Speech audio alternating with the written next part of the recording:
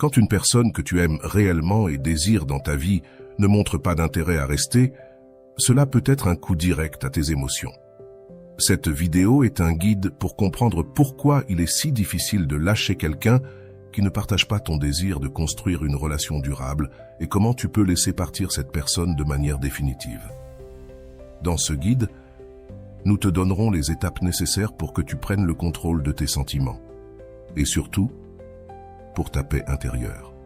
Ici, tu découvriras des stratégies concrètes pour rediriger tes pensées, rompre les cycles de dépendance émotionnelle et libérer l'énergie que tu as piégée en quelqu'un qui n'est pas disposé à faire partie de ta vie. Alors, reste attentif, car ce que tu vas entendre t'ouvrira les yeux. Tu apprendras à reconnaître quand quelqu'un n'est tout simplement pas fait pour toi et quoi faire pour cesser de penser à cette personne. Reste jusqu'à la fin, car je te promets qu'en appliquant ces conseils, tu verras un changement réel dans ta manière de percevoir cette situation. Peu importe à quel point tu t'es accroché à cette personne, tu pourras retrouver ton estime de soi et construire une vie centrée sur ton bien-être et ton développement personnel. Bienvenue sur Vision Stoïcienne. C'est toujours un plaisir de me connecter avec vous, en partageant des idées profondes issues du vaste monde. N'oubliez pas de cliquer sur « J'aime », de partager cette vidéo avec vos proches, de vous abonner à notre chaîne et d'activer la cloche de notification pour rester informé de nos contenus les plus récents.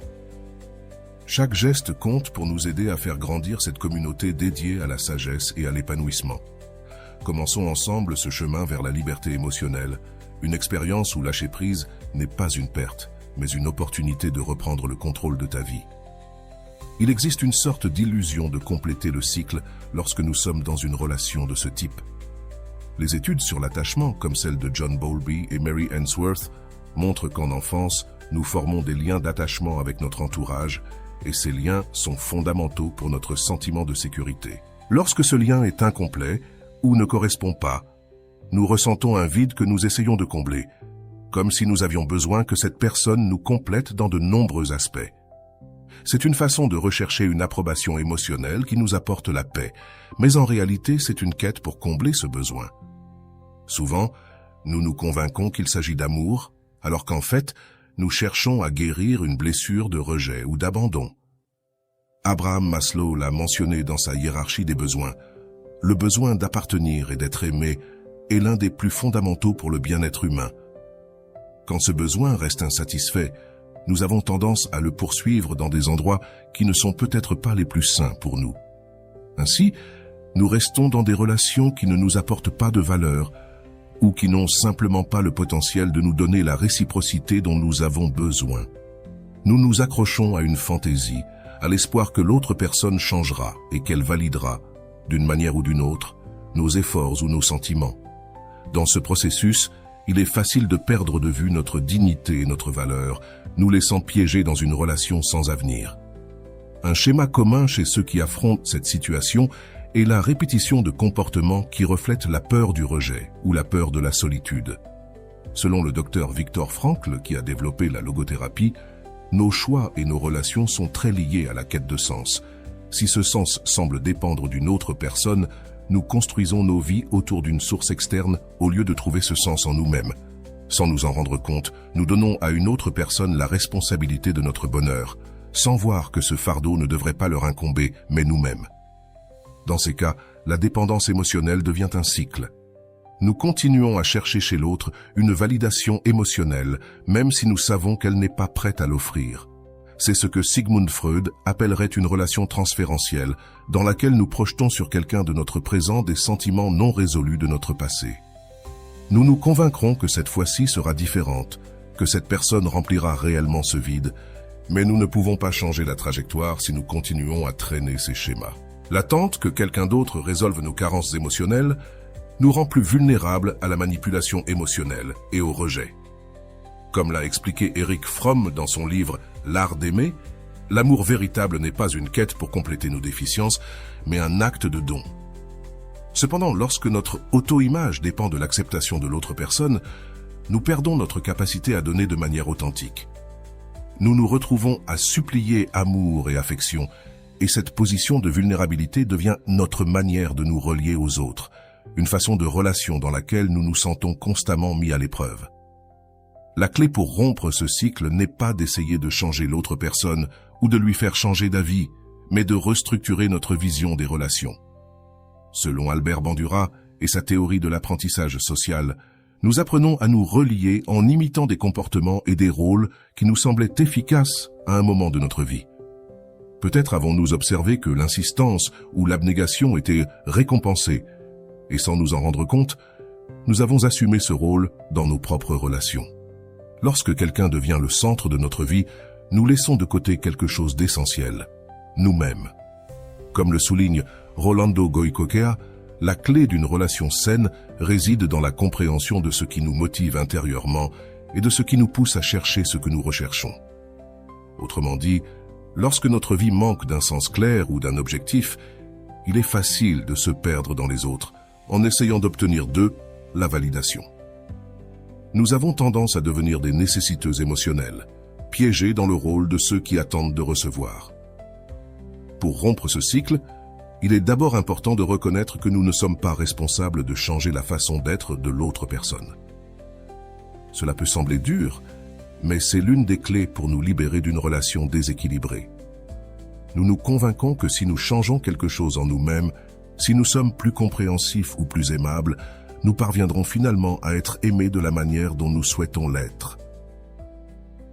Cependant, cette attente est rarement satisfaite.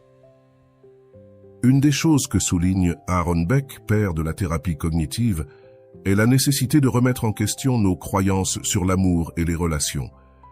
Si nous croyons que l'amour signifie toujours souffrance ou sacrifice, alors nous chercherons inconsciemment des relations qui valident cette croyance. Mais en remettant en question ces idées, nous ouvrons la porte à une nouvelle manière de nous relier aux autres, où l'auto-acceptation et le soin de soi deviennent notre priorité. Le véritable pouvoir de lâcher prise ne réside pas dans l'oubli ou l'ignorance des sentiments, mais dans la restructuration de nos attentes et la compréhension que notre bonheur ne devrait pas dépendre d'une autre personne. Au bout du compte, nous sommes responsables de notre paix émotionnelle, et pour l'atteindre, nous devons apprendre à différencier ce que nous désirons de ce dont nous avons réellement besoin. Parfois, la douleur de laisser partir quelqu'un qui ne souhaite pas être avec nous devient une porte vers un apprentissage bien plus profond. Au lieu de le voir comme un simple échec ou rejet, nous pouvons essayer de comprendre la relation comme une leçon. Chaque relation a un but spécifique, quelque chose qui nous enseigne sur nous-mêmes, nos besoins et nos limites. Viktor Frankl parlait de l'importance de trouver un sens dans les événements de la vie, même dans ceux qui font profondément mal. Selon lui, la souffrance peut nous amener à explorer nos propres capacités et ressources intérieures, nous aidant ainsi à découvrir des aspects de nous-mêmes que nous ignorions. Lorsque nous regardons une relation sous cet angle, la douleur se transforme en un outil de croissance. Elle nous permet d'analyser clairement nos actions, nos attentes et la manière dont nous permettons ou tolérons certains comportements. Au lieu de nous demander « Pourquoi cela m'arrive-t-il ?», la question devient « Que puis-je apprendre de cela pour l'avenir ?» Les relations qui se terminent en déception ou en rupture douloureuse portent une charge d'apprentissage particulière, car elles nous montrent nos limites et nos vulnérabilités. Carl Jung soutenait que beaucoup de nos relations reflètent une partie non résolue de notre inconscient. Parfois, lorsque nous mettons fin à une relation, nous rompons réellement avec des aspects de nous-mêmes qui ne nous servent plus ou qui doivent être transformés. Peut-être que cette relation nous a fait prendre conscience de parties de nous qui nécessitent une attention, des insécurités persistantes ou des blessures non guéries du passé. Regarder une rupture sous cet angle nous donne l'occasion de faire un travail d'introspection profond, dans lequel nous comprenons que l'autre personne a également ses propres processus et défis, et que nous ne sommes pas responsables de la changer ni de nous adapter pour nous intégrer à sa vie. Accepter une rupture comme une leçon nous libère aussi de la culpabilité et du ressentiment et nous permet de voir la situation avec compassion, tant envers nous-mêmes qu'envers l'autre personne, en comprenant que nous sommes tous des êtres en croissance, avec des apprentissages en cours et des chemins qui nous sont propres. La rupture cesse alors d'être une tragédie pour devenir une étape d'apprentissage, un processus de reconfiguration émotionnelle qui nous aidera dans nos futures relations. Sous l'angle d'Ellis et de sa thérapie rationnelle émotive, nous pouvons voir que souvent, les croyances irrationnelles ou déformées concernant l'amour et les relations perpétuent notre souffrance. Nous croyons que le véritable amour ne faillit jamais, ou que si nous faisons suffisamment de sacrifices, l'autre personne changera. Cependant, accepter qu'une relation n'avait pas d'avenir nous permet de nous libérer de ces attentes irréalistes. Le processus de lâcher-prise ne consiste pas seulement à se séparer de la personne, mais aussi à libérer ces croyances qui nous maintenaient attachés à un idéal. Pour beaucoup, accepter qu'une relation a pris fin pour une raison supérieure est une étape clé vers le développement personnel en interprétant une relation comme une leçon. Nous cessons de la voir comme une perte et commençons à la considérer comme un apprentissage nécessaire. Ce changement de perspective est libérateur, car il transforme non seulement notre manière d'expérimenter la perte, mais aussi notre façon de nous relier à l'avenir. Il nous donne un plus grand sentiment de contrôle sur nos vies, car nous comprenons que, même si certaines choses échappent à notre main, nous pouvons toujours décider comment réagir face à elles. Abraham Maslow, avec sa théorie de l'autoréalisation, suggère que nos expériences de douleur et de perte peuvent être des catalyseurs pour avancer dans la recherche de notre but et dans la compréhension de nos besoins authentiques. En affrontant la douleur d'une relation ratée, nous nous confrontons à des aspects de nous-mêmes qui nécessitent d'être travaillés et reconnus. Peut-être que la leçon laissée par la relation est de nous rendre compte que, avant de chercher le bonheur auprès de quelqu'un d'autre, nous devons travailler sur notre propre plénitude. Toutes les personnes qui entrent dans notre vie ne sont pas destinées à y rester, mais cela ne signifie pas que leur passage ne soit pas important. En effet, chaque personne que nous rencontrons nous offre une nouvelle perspective, une nouvelle expérience ou un reflet de quelque chose que nous devons comprendre. Dans le cas des relations amoureuses, cela est encore plus évident, car c'est dans ce type de relation que surgissent souvent nos insécurités et nos besoins les plus profonds. Lorsque quelqu'un s'en va, cela nous laisse avec une nouvelle compréhension de qui nous sommes et de ce que nous voulons, même si nous ne le voyons pas ainsi au départ. Rolando Goicoechea, dans plusieurs de ses approches sur l'amour de soi, mentionne qu'apprendre à laisser partir quelqu'un est une épreuve de la manière dont nous valorisons notre propre paix intérieure. Si la relation nous était pesante, alors le processus de laisser aller devient un acte de soin de soi.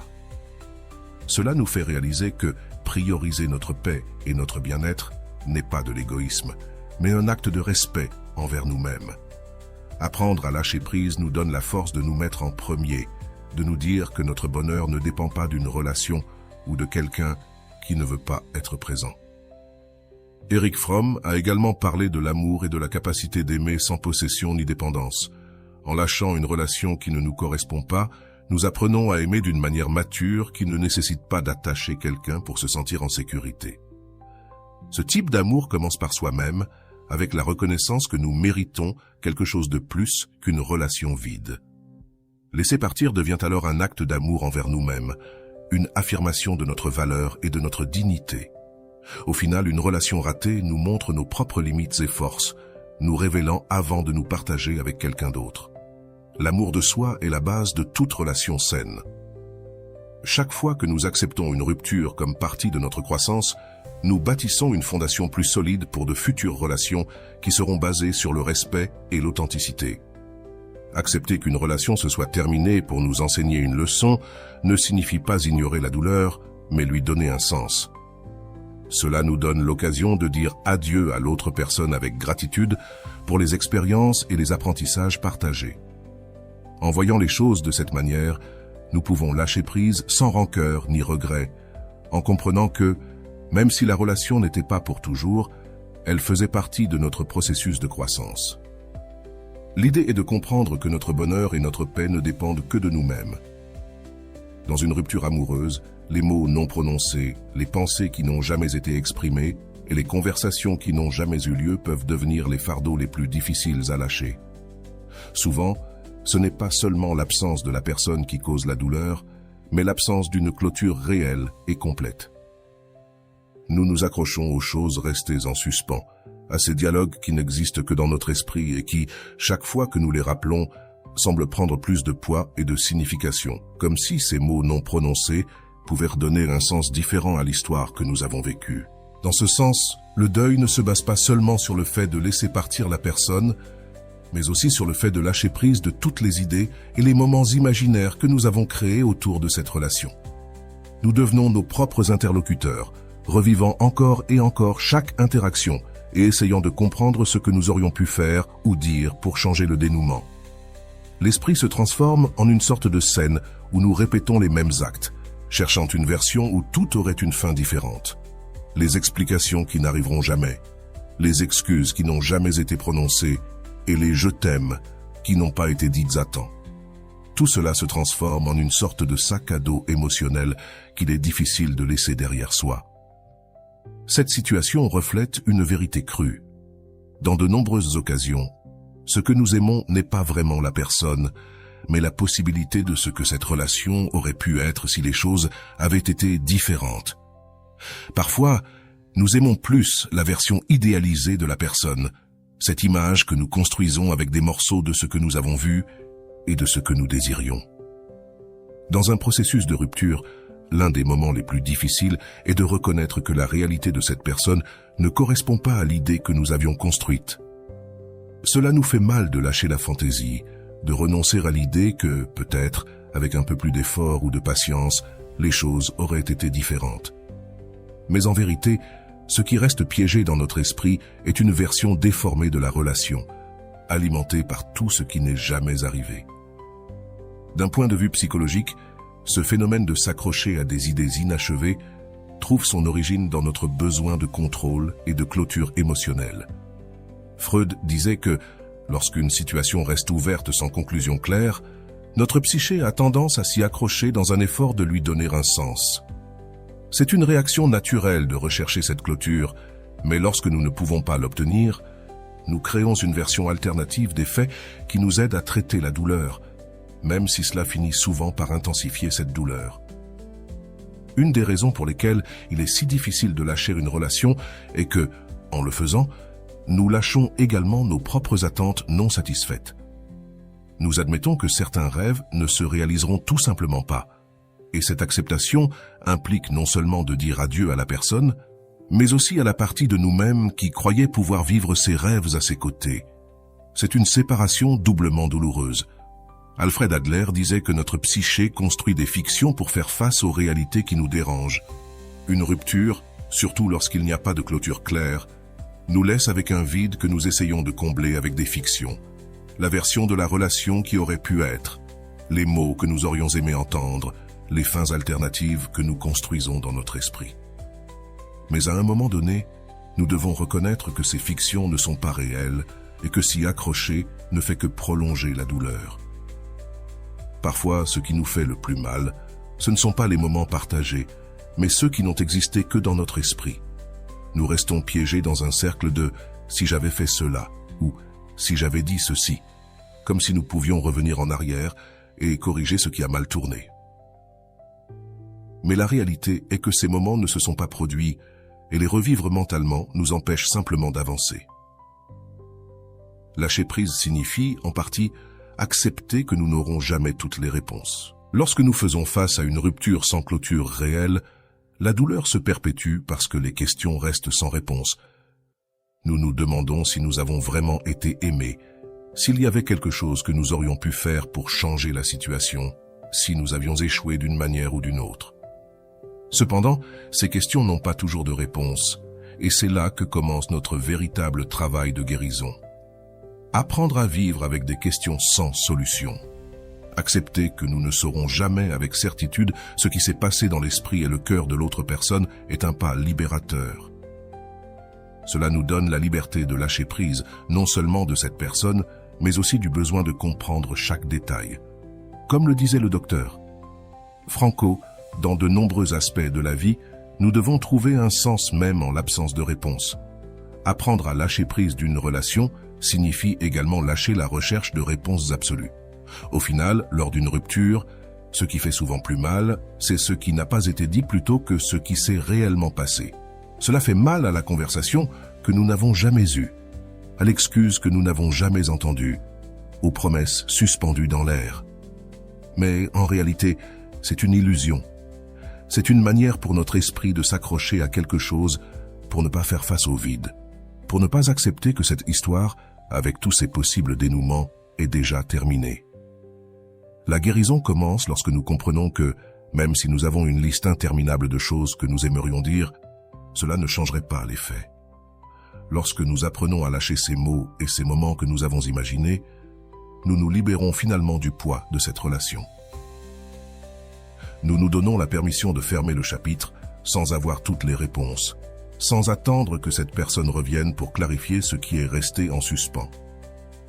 Parfois, lâcher prise signifie comprendre que toutes les histoires n'ont pas de fin parfaite et que certaines restent incomplètes. Peut-être que ces mots que nous voulions tant dire ne trouveront jamais d'oreilles attentives, et c'est bien, car au final, ces mots nous appartiennent, et nous pouvons les utiliser pour construire notre propre clôture sans dépendre de la réponse ou de l'approbation de l'autre personne. Cette sensation que l'autre personne nous doit quelque chose peut être l'une des chaînes les plus difficiles à briser dans le processus de lâcher prise. Souvent, ce n'est pas l'amour qui nous attache à cette relation, mais le besoin de justice ou de revanche émotionnelle. Nous sentons qu'ils nous doivent une explication, une excuse sincère, une sorte de clôture qui nous aide à comprendre et, surtout, qui nous fait sentir valorisés ou au moins respectés. Cependant, accepter que nous ne récupérerons peut-être jamais cette dette émotionnelle est une étape fondamentale pour atteindre la paix. Il est naturel de vouloir une résolution, une fin claire et définitive qui clôt le cycle. Quand quelqu'un s'éloigne de notre vie en laissant des questions et des blessures ouvertes, ce manque de réponse peut nous consumer. Nous restons avec une plaie ouverte, comme un chapitre inachevé qui semble avoir besoin de la dernière page. Nous voulons que l'autre personne assume sa responsabilité, qu'elle reconnaisse la douleur qu'elle a causée ou qu'elle nous confirme au moins que le lien était réel et significatif.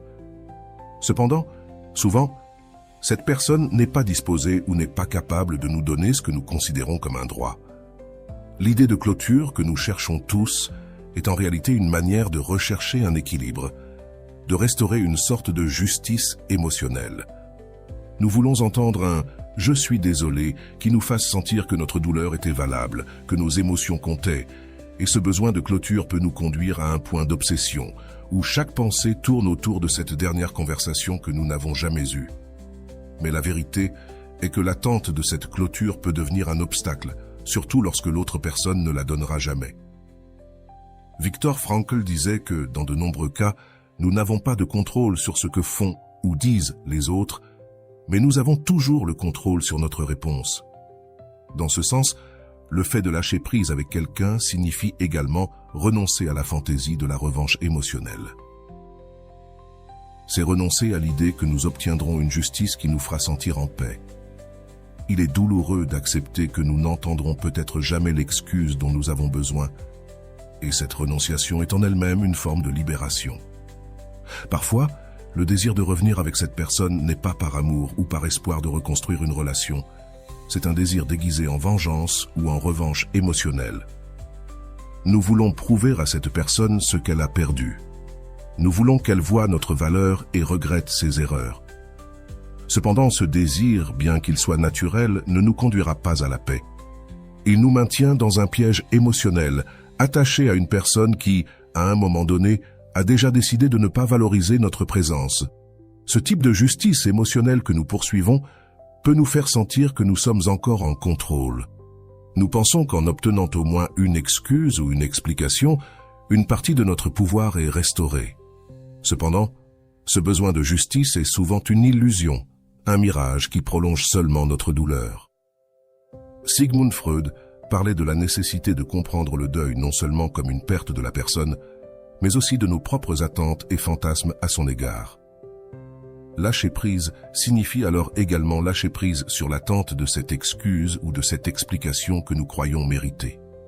Accepter que l'autre personne ne nous doit rien est un acte de profond détachement et souvent une leçon d'humilité et de force. Cela ne signifie pas que notre douleur n'est pas légitime, mais que cette justice peut être inaccessible. Souvent, les gens quittent nos vies sans nous donner la clôture dont nous avons besoin, parce qu'ils n'ont pas la capacité émotionnelle de faire face à la vérité de leurs propres erreurs. Dans d'autres cas, ils ne s'en soucient tout simplement pas. Dans les deux cas, ce pardon ou cette excuse n'arrivera jamais. Abraham Maslow soulignait l'importance de l'autoréalisation, de trouver de la valeur et un but dans notre propre croissance. Dans ce contexte, le véritable pouvoir réside dans la façon dont nous parvenons à donner un sens à notre expérience, même lorsque l'autre personne ne nous offre jamais la clôture que nous espérons. Peut-être que nous ne pourrons jamais changer ce qui s'est passé ou comment cela a fini, mais nous pouvons changer notre perspective, notre façon d'interpréter cette histoire. Lâcher prise signifie également apprendre à renoncer à ce droit que nous croyons avoir sur l'autre personne. La sensation de dette émotionnelle devient une prison qui nourrit notre ressentiment. Renoncer à ce droit à la justice peut être libérateur, bien que ce ne soit pas facile. Cela nous permet de commencer à construire notre propre clôture, une clôture dans laquelle notre paix et notre bonheur ne dépendent pas des actions de l'autre personne, mais de notre capacité à aller de l'avant. Accepter que nous n'obtiendrons pas toujours de réponse et que celles-ci ne sont pas essentielles à notre paix, c'est un pas vers la guérison.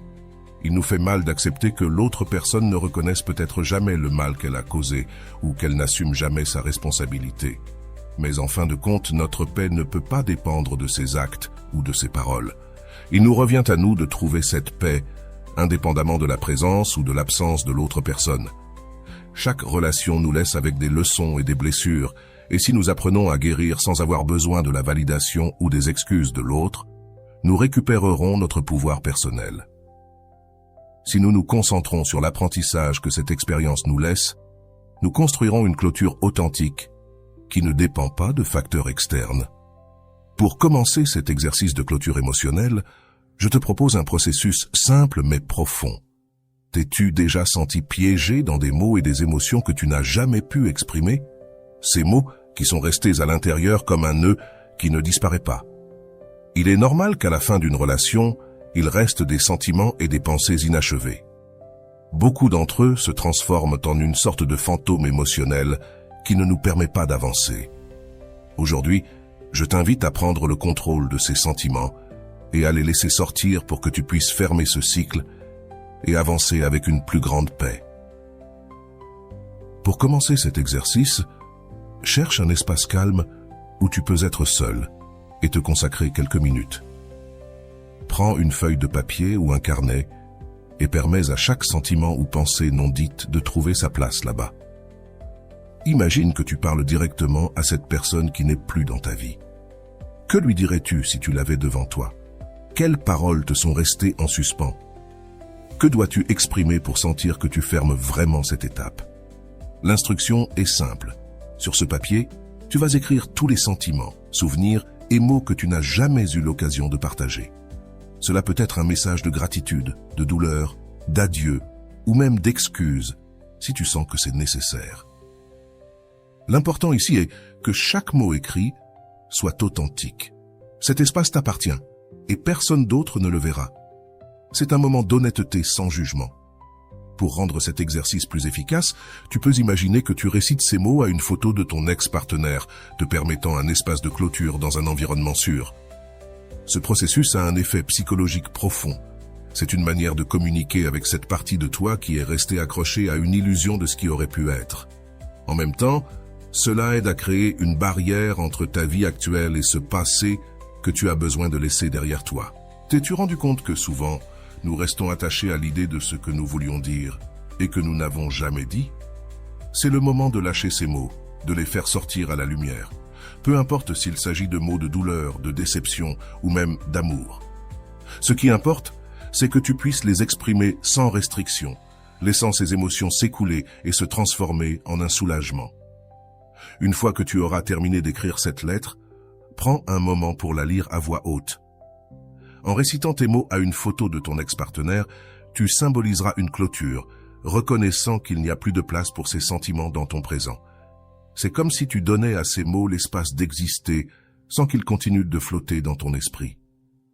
Pour t'aider, je te laisse ici un exemple d'une lettre de clôture que tu pourrais utiliser comme référence.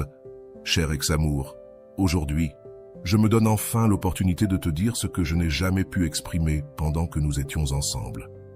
il y a tant de choses qui sont restées coincées dans mon cœur. Des mots que je pensais un jour te dire, mais qui, pour une raison ou une autre, n'ont jamais été prononcés. Cela m'a fait mal de voir notre histoire se désintégrer comme chaque promesse que nous avons partagée s'est estompée avec le temps. Il y a eu des moments où je pensais vraiment que nous étions invincibles, que nous pourrions surmonter n'importe quoi ensemble. Cependant, je reconnais aussi que je me suis trompé en t'idéalisant, en créant dans mon esprit une version de toi qui n'a jamais vraiment existé. Aujourd'hui, je me rends compte que je te voyais comme je voulais te voir, pas comme tu étais réellement. Et c'était une erreur que nous avons tous deux payée. Je te remercie pour les bons moments que nous avons partagés, pour les rires et les rêves que nous avons construits ensemble. Mais je veux aussi te dire qu'il y a eu de la douleur, de la déception et des larmes que je n'ai pas pu partager avec toi. Cela m'a fait mal que, souvent, tu ne ressentes pas la même chose que moi, et que nos priorités ne semblent jamais vraiment s'aligner. Ces différences, bien qu'elles fassent mal, étaient nécessaires pour me faire réaliser ce que je recherche réellement dans une relation. À partir de ce moment, je choisis de te laisser partir. Je choisis de lâcher prise sur chacun de ces sentiments d'amour, de colère et de tristesse qui s'ankylosent au passé. Aujourd'hui, je cesse de m'accrocher à l'idée que j'avais besoin de ta validation pour me sentir complète. Maintenant, je comprends que je mérite un amour véritable, un amour qui soit prêt à rester et à se battre à mes côtés. Enfin, je veux me pardonner pour toutes les fois où je suis resté, alors que je savais que je ne devais pas, pour chaque sacrifice que j'ai fait en espérant un changement qui n'est jamais venu. Je me pardonne d'avoir mis de côté mes propres rêves et mes propres objectifs, en croyant que je devais être parfait pour que tu m'aimes. Aujourd'hui, je mets un terme à ce cycle, et je me donne l'opportunité de regarder vers l'avenir, vers une vie pleine de paix et d'amour propre. Merci pour ce qui a été et adieu pour ce qui ne sera jamais. Fin de la lettre. Maintenant, je veux que tu te prépares à écouter une histoire dans laquelle ces conseils prennent vie et révèlent leur véritable pouvoir. Nous allons découvrir le cas de quelqu'un qui, piégé dans une relation pleine de doutes et de mots non dits, a décidé d'affronter ses peurs et d'appliquer chacun de ses pas pour laisser partir une personne qui n'a jamais été complètement là. Je t'invite à écouter attentivement car, à travers cette histoire, tu verras comment le processus de lâcher prise d'une personne qui ne veut pas rester peut être un acte de libération personnelle et comment finalement chaque pas mène à une paix qui semblait souvent impossible à atteindre. Sous le toit de ce petit appartement à Mexico, on sentait la tension dans l'air. Les meubles, encore couverts de poussière par manque de nettoyage, et la lumière tamisée qui entrait par la fenêtre créait une atmosphère sombre.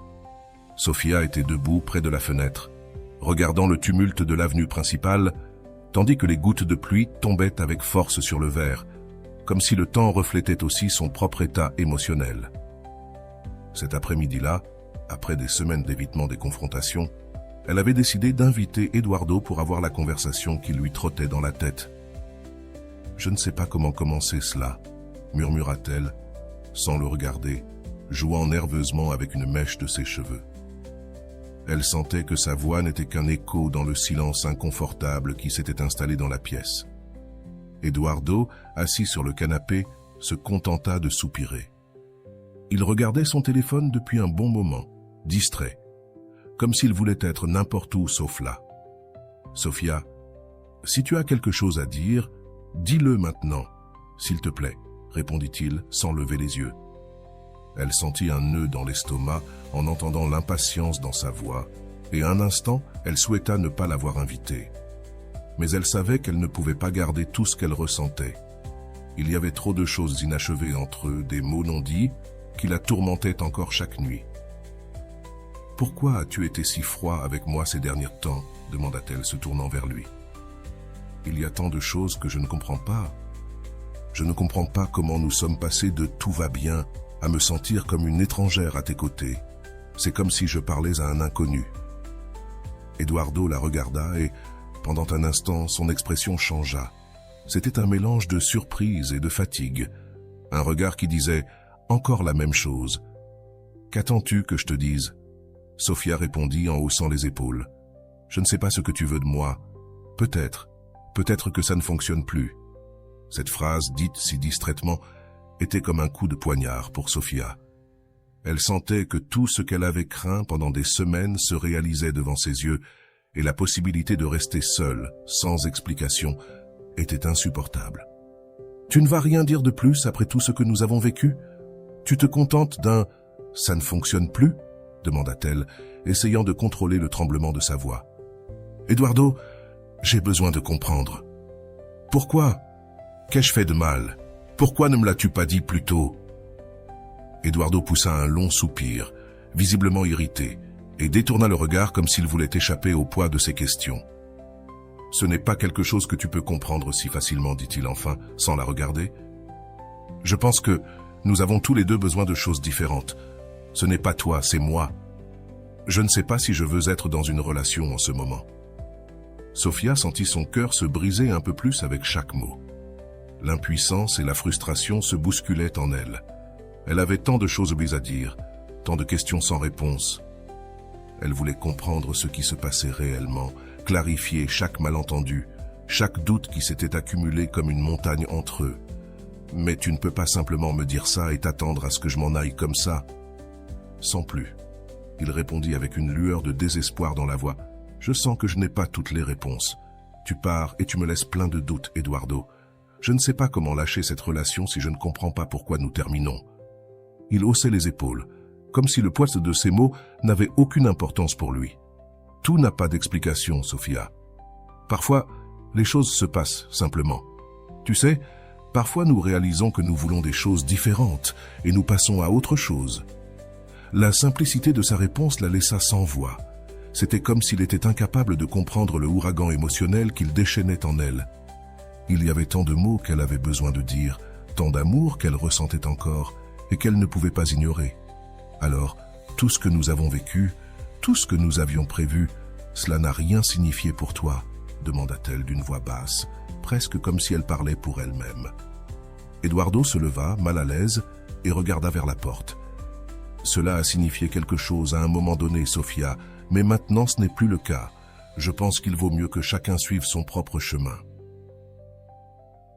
Ces mots se plantèrent dans son cœur comme un dernier coup de poignard.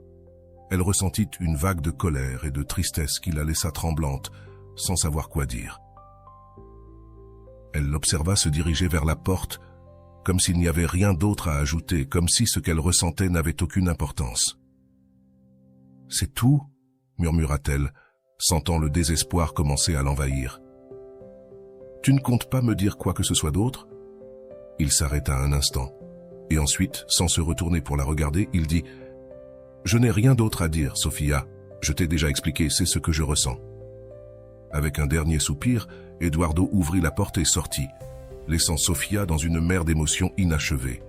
Elle resta silencieuse, regardant la porte fermée, sentant comment chacune de ses peurs, ses doutes et sa tristesse tourbillonnaient dans sa poitrine. La pluie frappait la fenêtre avec force, comme si le monde extérieur reflétait son propre état d'esprit. La voix d'Eduardo résonnait dans son esprit.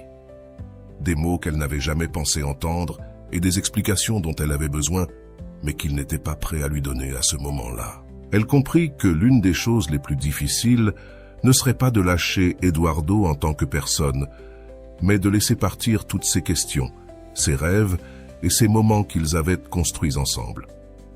Cette nuit-là, elle était enveloppée dans une brume dense qui se mêlait à l'écho des voitures et aux lumières des bars, mais Sofia pouvait à peine noter ce qui se passait autour d'elle.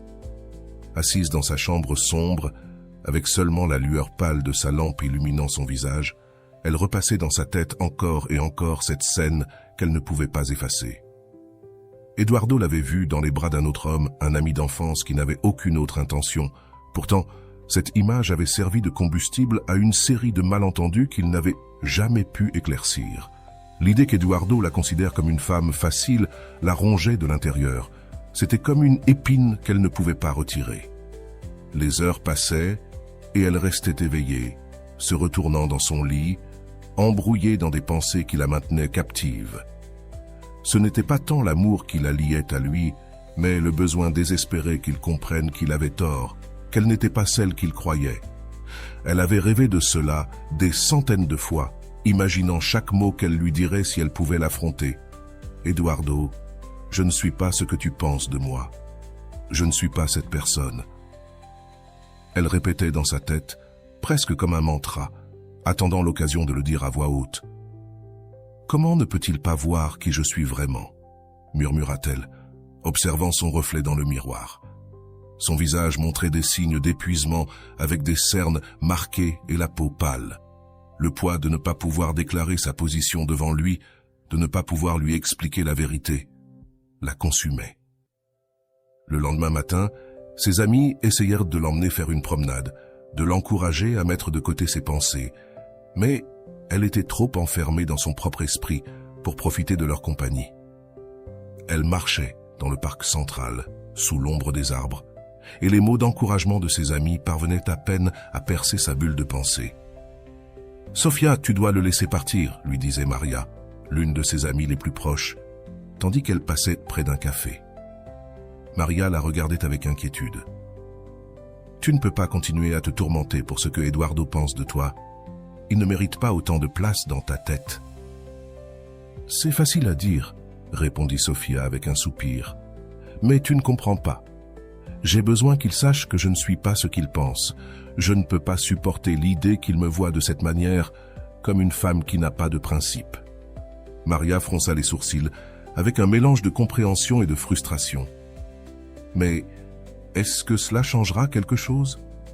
Même s'il croyait en tes mots, veux-tu vraiment être avec quelqu'un qui doute de toi si facilement ?»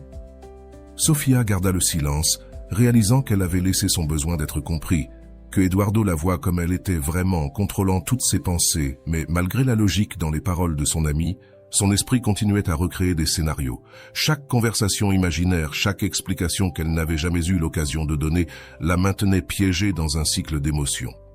Ce jour-là, après avoir quitté ses amis, elle retourna dans son appartement et s'assit sur le canapé, le regard fixé sur le sol, revivant la scène une fois de plus. Elle imaginait chaque mot qu'elle dirait à Eduardo si elle l'avait devant elle, comme si cette conversation pouvait lui rendre la paix. « Si tu savais, Eduardo, si seulement tu m'écoutais, » murmura-t-elle, comme s'il pouvait l'entendre d'où il était. Chaque fois qu'elle fermait les yeux, elle se voyait lui expliquant tout, que l'étreinte avec son ami ne signifiait rien, qu'il avait mal interprété ses intentions, qu'elle avait toujours été honnête. Le besoin de réhabiliter son image, de lui montrer qu'elle n'était pas la femme qu'il avait imaginée, était plus fort que tout autre sentiment. Parfois, elle avait même l'impression que son attachement à lui n'était pas de l'amour, mais un essai de récupérer quelque chose qu'il lui avait arraché, sa dignité. Le soir, elle se retrouvait à parcourir les vieilles conversations sur son téléphone, cherchant un signe que, quelque part, il avait déjà eu confiance en elle. C'était une tentative désespérée de trouver quelque chose qui justifie la relation, qui lui donnerait une raison de maintenir ses émotions. Cependant, chaque message ne servait qu'à lui rappeler les malentendus, les mots non dits et les doutes qui s'étaient installés entre eux. Une nuit, elle décida d'écrire une lettre. Elle voulait mettre sur papier tout ce qu'elle n'avait jamais pu lui dire. Elle ne comptait pas l'envoyer. Elle avait juste besoin d'évacuer ses pensées de son esprit. Elle commença à écrire avec colère, décrivant ce qu'elle avait ressenti, à quel point cela lui faisait mal, qu'il n'ait pas eu confiance en elle, qu'il l'ait réduite à une simple image déformée. « Eduardo, » écrivait-elle, « ça me fait mal que tu n'aies pas eu confiance en moi, que tu aies pensé que je n'étais qu'une personne quelconque. Tu ne m'as jamais donné l'occasion de m'expliquer, et je ne peux pas me débarrasser de la sensation que tu as laissé une partie de moi par terre, brisée. » Les mots coulèrent de son esprit sur la page comme si chaque lettre était une libération. Mais cela ne suffisait pas. Elle savait que cette lettre ne changerait rien, que son image devant lui ne s'améliorerait pas. Mais l'espoir qu'il comprenne, qu'il voie en elle quelque chose de plus qu'une simple aventure passagère, la poursuivait toujours. Chaque jour qui passait, chaque fois qu'elle essayait de s'occuper avec son travail ou sa routine, son esprit revenait à ses pensées. Elle devenait une sorte d'obsession, dans laquelle le véritable problème n'était pas lui, mais l'idée qu'il se faisait d'elle.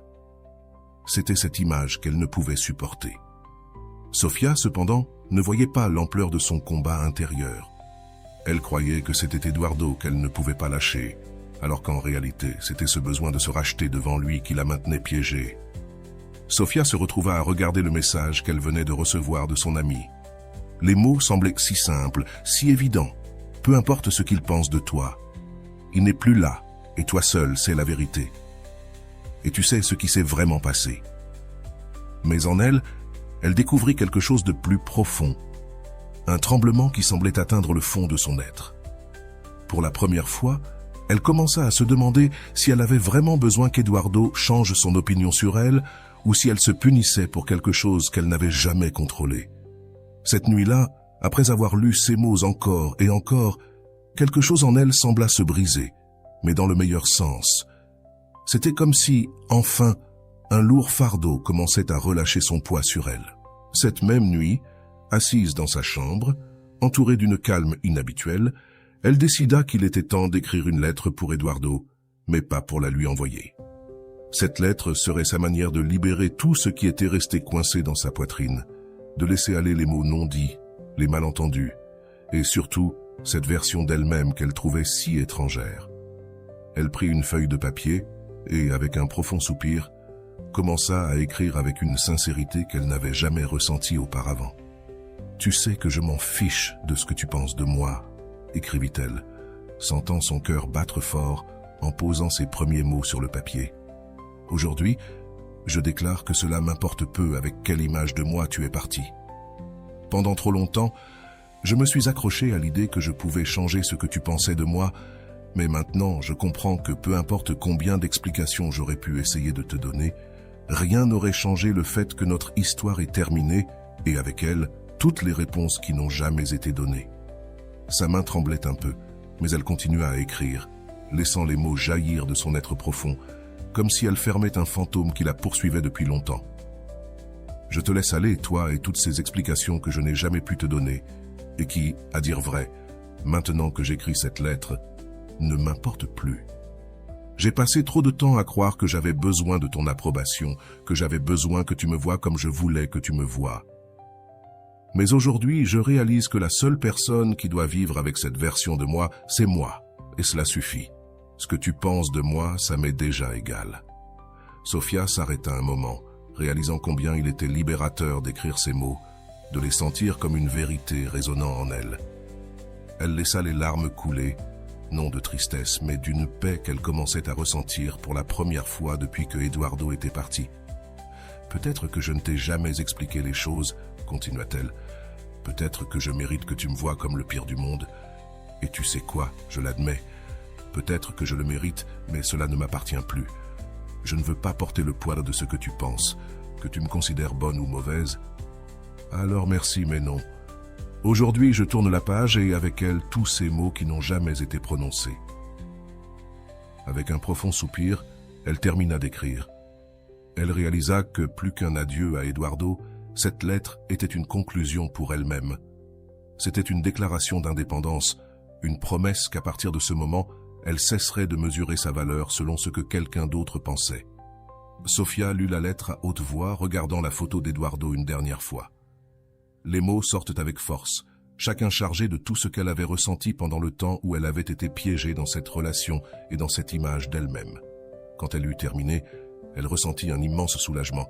C'était comme si chaque mot était une brique qu'elle retirait de ses épaules. Elle plia la lettre avec soin et décida de la garder dans une boîte, à côté des souvenirs de sa relation. Mais cette fois, non pas pour s'y accrocher, mais pour se rappeler combien elle avait progressé. Dans le cas de Sofia, son histoire représente l'une des réalités les plus courantes, bien que moins reconnues, des relations humaines. Ce ne sont pas toujours les sentiments profonds ou les souvenirs partagés qui nous empêchent de lâcher prise, mais plutôt les thèmes inachevés, les mots qui sont restés en suspens et les clarifications qui n'ont jamais été faites. Parfois, ce qui lie vraiment une personne à une autre est une collection de questions sans réponse et un sentiment de justice émotionnelle.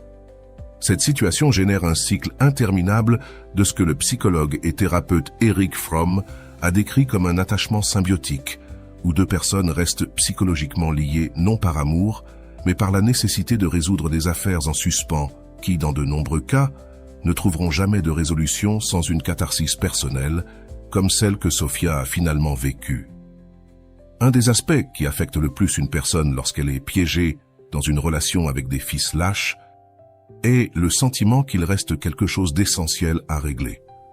Selon le psychologue Carone, ces ombres ou aspects non résolus d'une relation ont tendance à se projeter dans la vie de la personne, générant des fantômes internes qui persistent jusqu'à ce qu'ils soient confrontés. Dans le cas de Sofia, ses tentatives d'explication face à son ex-partenaire et de nettoyage de son image étaient en réalité un reflet de sa lutte interne pour l'autocompassion et la réconciliation de sa propre valeur sans dépendre de l'opinion de quelqu'un d'autre. C'est l'une des plus grandes difficultés lors d'une rupture, comprendre qu'on n'a pas besoin de la validation de l'autre pour tourner la page. L'histoire de Sofia met également en avant une idée centrale de la psychologie de l'attachement. Un sujet largement étudié par John Bowlby et Mary Ainsworth. Tous deux ont argumenté que l'attachement n'est pas seulement une question d'amour, mais une construction de sécurité émotionnelle. En réalisant que Eduardo avait une perception d'elle qu'elle ne partageait pas et avec laquelle elle ne s'identifie pas, Sofia se sentit menacée dans son auto-image. Cette divergence entre la façon dont elle se voyait et la façon dont elle pensait que Eduardo la voyait devint un nœud qui l'empêchait d'avancer. Dans son cas, l'attachement se construisit non pas tant autour de l'amour que de la nécessité de restaurer son sens de l'identité et de nettoyer sa réputation.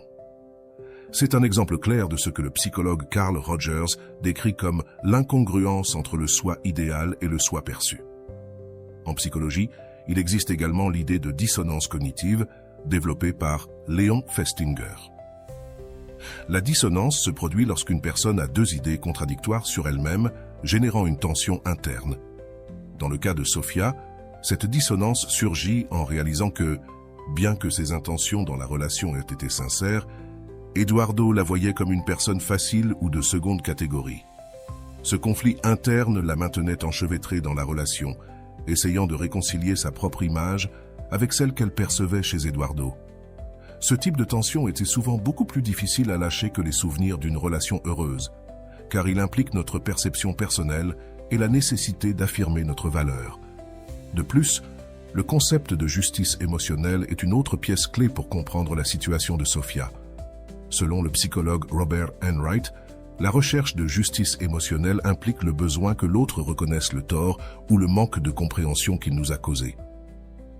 Sofia voulait clarifier sa position pour qu'Eduardo la comprenne et la respecte pour ce qu'elle était réellement. Ce désir de justice émotionnelle la maintenait piégée dans la relation beaucoup plus longtemps qu'elle n'aurait pu le faire avec son affection. Finalement, ce qu'elle recherchait, c'était une conclusion, quelque chose qui ne vient généralement pas de l'autre personne, mais de la capacité à pardonner et à laisser aller, tout comme le fit Sofia. Écrire sa lettre se produit parfois aussi lorsque les personnes restent attachées à des relations en raison d'un phénomène que le docteur Franco a décrit comme la recherche de sens. Les relations qui se terminent brusquement ou au milieu de malentendus nous laissent avec un sentiment de vide et un manque de sens. Pour Sofia, le sens de sa relation était lié à l'idée qu'elle représentait quelque chose de précieux dans la vie d'Eduardo. En découvrant que ce n'était pas le cas, elle s'est retrouvée dans le besoin de chercher un nouveau but pour cette étape de sa vie, ce qui s'est facilité lorsqu'elle s'est libérée de la nécessité d'être comprise par lui et a commencé à valoriser sa propre narration et son sens personnel. Un autre aspect important que nous observons dans l'histoire de Sofia est ce que Aaron Beck, le père de la thérapie cognitive, appelle la pensée catastrophique. Ce type de pensée génère la fausse croyance que l'opinion d'Eduardo définit sa valeur, amenant Sofia à remettre en question sa propre valeur simplement parce qu'il ne l'a pas respectée comme elle l'attendait. Ce type de pensée est un piège qui amplifie l'anxiété et l'attachement inutile à des idées qui ne reposent pas sur la réalité. Surmonter cette pensée irrationnelle nécessite, comme Sofia l'a fait, de prendre du recul et de voir l'ensemble du tableau, ce qu'elle a finalement réussi à faire en écrivant la lettre de clôture. Le concept d'acceptation radicale, promu par la psychologue Marsha Linehan dans le traitement des troubles émotionnels, se reflète également dans l'histoire de Sofia. L'acceptation radicale implique d'accepter les choses telles qu'elles sont, sans essayer de les changer, même lorsque cela nous fait souffrir. Pour Sofia, l'acceptation a été fondamentale pour pouvoir lâcher prise, car elle a finalement compris que l'opinion d'Eduardo ne changerait pas et qu'elle n'avait aucun contrôle sur cela. Cet acte d'acceptation l'a amenée à se libérer de l'attente qu'elle pourrait un jour modifier l'image qu'il avait d'elle. Enfin, le rôle de l'auto-affirmation est essentiel dans cette histoire, un concept que le psychologue Carl Rogers définit comme la capacité à reconnaître et à respecter nos propres sentiments, pensées et désirs. Lorsque Sophia dit « Je me fiche de ce que tu penses de moi », elle pratique l'auto-affirmation. Elle cesse d'attendre que Eduardo la valide et décide d'être suffisante pour elle-même, en admettant que sa propre valeur ne dépend pas de l'acceptation des autres. En conclusion, l'histoire de Sophia démontre que parfois, ce qui nous unit à une personne n'est pas l'amour, mais le besoin de clore des cycles et d'atteindre une justice émotionnelle. La reconnaissance de cela est essentielle pour avancer, et les psychologues ont apporté divers outils et théories qui peuvent nous aider dans ce processus. Je possède la liberté de haïr qui je veux. Je me rends compte que mon âme possède beaucoup plus de liberté qu'avant, tant pour haïr que pour aimer. La phrase de Kiko, le personnage créé par Rumiko Takahashi, renferme une sagesse profonde qui, dans le contexte de cette analyse, résonne avec une force particulière. Je possède la liberté de haïr qui je veux. Je me rends compte que mon âme possède beaucoup plus de liberté qu'avant, tant pour haïr que pour aimer. Cette déclaration est un puissant rappel que nous avons la capacité de choisir nos sentiments, de définir qui nous laissons entrer dans notre cœur et qui, en revanche, nous fermons la porte de notre énergie émotionnelle. Au-delà des liens d'amour ou des élans de haine, il existe une troisième dimension dans laquelle nous pouvons habiter, l'indifférence. L'indifférence n'est pas le vide ou la froideur insensible, c'est en fait un état de libération émotionnelle, de paix mentale, où nous avons décidé de lâcher prise sur les émotions toxiques et d'embrasser notre liberté d'être. Cet état ne s'atteint pas du jour au lendemain, mais implique de reconnaître le pouvoir que nous avons sur notre vie intérieure, en acceptant que les sentiments. Ce qui nous attache à une relation peut également être ce qui nous libère. Quand nous les regardons sans attachement, nous atteignons un point où je me soucie peu de ce que l'autre pense de moi. Cela signifie, en réalité, assumer l'indépendance émotionnelle et embrasser une identité ferme qui ne nécessite pas de validations externes. L'indifférence est l'état d'équilibre suprême, celui qui nous permet enfin de ne plus ressentir le besoin de réponse et de reconnaissance. Au lieu de nous laisser emporter par les polarités d'amour et de haine, l'indifférence devient un acte d'auto-affirmation. C'est la liberté de dire « Je n'ai pas besoin de l'approbation ou des excuses de quelqu'un d'autre pour guérir ». Cela est, en essence, la maîtrise de notre propre être et un pas vers la paix que seuls nous pouvons nous donner. C'est comprendre que la véritable liberté réside dans la capacité de choisir, de décider à qui ou à quoi nous consacrons notre temps et notre énergie. Maintenant, je te pose la question. Que feras-tu avec cette liberté? Te permettras-tu de prendre les rênes de tes sentiments, laissant derrière toi le besoin que quelqu'un d'autre te valorise ou te comprenne? Reconnaîtras-tu et utiliseras-tu ta liberté pour aimer, pour cesser d'aimer ou même pour atteindre l'indifférence? Car au moment où tu décides non seulement à qui aimer, mais aussi à qui cesser d'aimer, tu deviens maître de ta paix. Tu as entre tes mains l'option de lâcher prise, de prendre ce pouvoir et de te permettre d'être indifférent lorsque tu en as besoin. Alors, emprunteras-tu ce chemin vers ta liberté émotionnelle? La liberté de choix est, sans aucun doute, l'un des plus grands pouvoirs que nous possédons en tant qu'êtres humains. Dès le premier instant de conscience, cette capacité de décider, de choisir des chemins et d'opter entre un destin et un autre est quelque chose avec lequel nous naissons. Peu importe les circonstances dans lesquelles on grandit ou les limitations que l'on peut rencontrer dans la vie. Ce don inhérent à la conscience nous permet de déterminer notre réalité intérieure.